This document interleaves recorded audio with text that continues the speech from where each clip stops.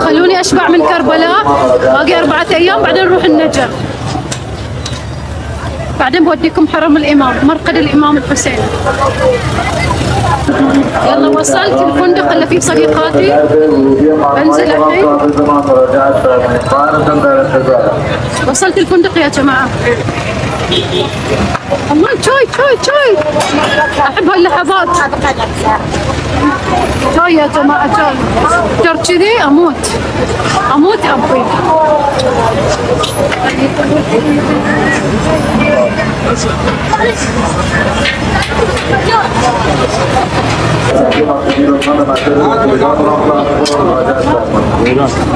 فاتكم شاي الحسين، فاتكم اللي ما جيتون والله شاي الامام الحسين. وصلت الفندق، حط تلفوني هني عشان قبل لا ادخل الفندق. انا وصلت الفندق لان في حسينيه هني نتسمع. شيخة؟ ايه شيخة. شيخنا عندي كيف الكار؟ يلا يعودك. تلاحقني من مكان لمكان؟ ما يصير تلاحقني. لا تحرجني انا ببث مباشر. ان شاء الله جميع. ما عندك تعطيني؟ اخوي لا تحرجني، انا بث مباشر. شباب، هاي البنت اسمها شيخة الماجد من البحرين، شيعية. اليوم العصر كانت فاتحة بث مباشر على التيك توك من كربلاء.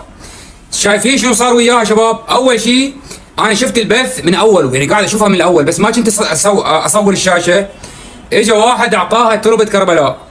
بعد ما أعطاها تربة كربلاء هي ظلت ماشية شي ساعة وهي تمشي وتصور.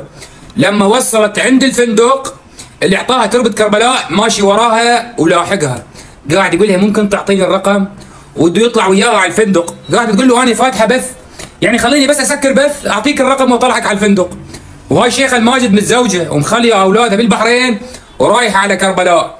كربلاء شباب الشوارع زباله بالارض، المنظر يعني استغفر الله العظيم. ويقول لك شنو؟ شعائر حسينيه، وهي اكثر من 5 يتحرشون بها بالشارع وهي ماشيه بس ما لحقت اصور. طيح الله حظك وحظ الزوار هذول واحد. والبارحه ضابط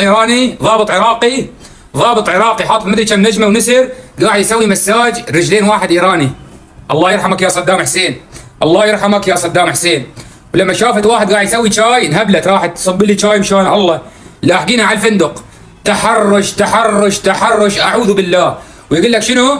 شعائر حسينيه. لك هاي شعائر حسينيه، هاي شعائر. السلام عليكم. الله يجيرنا، والحمد لله انه احنا مسلمين سنه، الحمد لله.